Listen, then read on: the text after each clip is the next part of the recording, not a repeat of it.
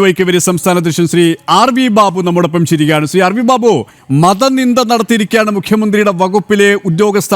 ഒരു മുസ്ലിം വനിത ഹിന്ദു ക്രിസ്ത്യൻ വിശ്വാസങ്ങളെയാണ് പരസ്യമായി അവഹേളിച്ചിരിക്കുന്നത്. എങ്ങനെ കാണുന്നു? ഇത് സ്ഥിരമായിട്ട് ഈ ഭരണത്തിന് കീഴിൽ പ്രവർത്തിക്കുന്നവരും ഭരിക്കുന്നവരും ഒരുപോലെ നടത്തിക്കൊണ്ടിരിക്കുന്ന ഒരു പ്രവർത്തനമാണ് ഹൈന്ദവ വിശ്വാസങ്ങളെ അല്ലെങ്കിൽ ഹിന്ദുക്കളോട് അനീതി കാണിക്കുക, ഹിന്ദു സങ്കല്പങ്ങളെ അവഹേളിക്കുക എന്നുള്ളതൊക്കെ.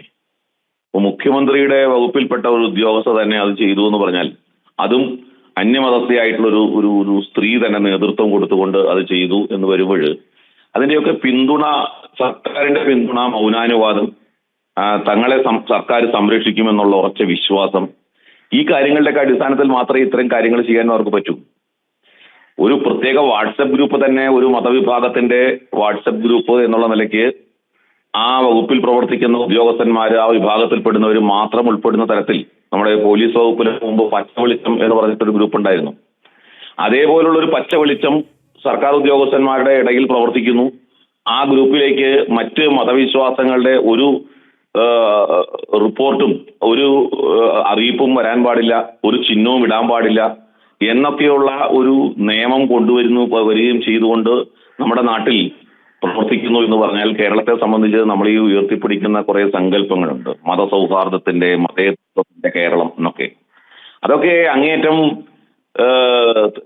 അപഹാസ്യമായ തെറ്റായ ഒരു നരേറ്റീവാണ് എന്നാണ് നമുക്ക് ഓരോ ദിവസവും തെളിയുന്നത്. അടുത്ത ദിവസമാണ് നമുക്കറിയാം, ക്ഷീരവികസന വകുപ്പ് ഒരു പരിപാടി സംഘടിപ്പിക്കുകയും ആ ക്ഷീരവികസന വകുപ്പിന്റെ പരിപാടിക്ക് ഭക്ഷണം ഹലാലായിരിക്കണം, ഹലാൽ ബിരിയാണിയാണ് വിതരണം ചെയ്യേണ്ടത് എന്നൊരു ടെൻഡർ നോട്ടീസ് തന്നെ ഇറക്കിയത്. ടെൻഡറിൽ അത്തരം ഒരു നോട്ടീസ് തന്നെ ഇറക്കി, ഹലാൽ എന്ന് ആയിരിക്കണം എന്ന് പറഞ്ഞിട്ട്.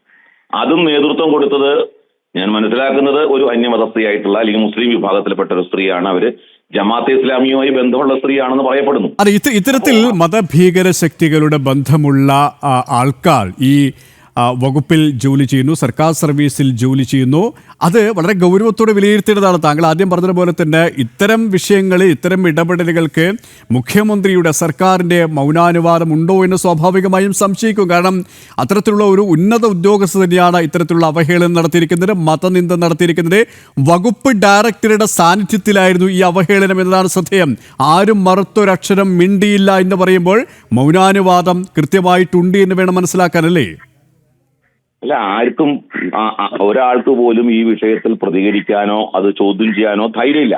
ഇപ്പോ മറിച്ച് ഇപ്പൊ നമുക്കറിയാം, കേരളത്തിലെ ഒരു ഉന്നത IAS ഉദ്യോഗസ്ഥനെ സംബന്ധിച്ച് എന്തോ അവിടെ ഒരു ഹിന്ദു ഗ്രൂപ്പ് ഉണ്ടാക്കി എന്ന് പറഞ്ഞൊരു പരാതി വന്ന സമയത്ത് വലിയ തോതിൽ പ്രതിഷേധങ്ങളും വലിയ തോതിൽ അതിനെതിരായിട്ടുള്ള പ്രചരണങ്ങളും മാധ്യമങ്ങളിലടക്കം നമ്മുടെ രാഷ്ട്രീയ നേതാക്കന്മാരടക്കം ഉണ്ടായി. ഒരു ഉയർന്ന IAS ഉദ്യോഗസ്ഥൻ ഒരു ഹിന്ദു ഗ്രൂപ്പ് രൂപീകരിച്ചു എന്നായിരുന്നു അന്നത്തെ പരാതി. പക്ഷെ ഇവിടെ ഈ പറയുന്ന കാര്യങ്ങളിൽ ഇവിടുത്തെ രാഷ്ട്രീയ പ്രസ്ഥാനങ്ങൾ, പ്രതിപക്ഷം ഒക്കെ മൗനം നടിക്കുന്ന ഒരു സാഹചര്യമാണ്.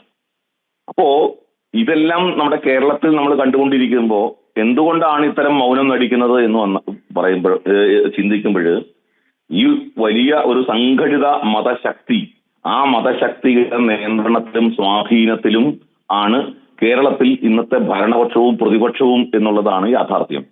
അവർക്ക് ഈ ശക്തികൾക്കെതിരെ മിണ്ടാൻ, പറയാൻ മടിയാണ്, ഭയമാണ് എന്നുള്ളതാണ് സത്യം.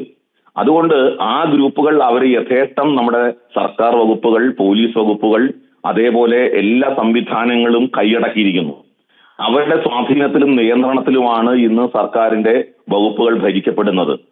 ഈ കാര്യം വെള്ളാപ്പള്ളി നടേശനെ പോലുള്ളവരൊക്കെ മലപ്പുറം ജില്ലയെ സംബന്ധിച്ചിടത്തോളം ചൂണ്ടിക്കാണിക്കുമ്പോൾ അതിനെ വർഗീയം എന്നൊക്കെ പറഞ്ഞിട്ട് നമ്മൾ തള്ളിക്കളയും.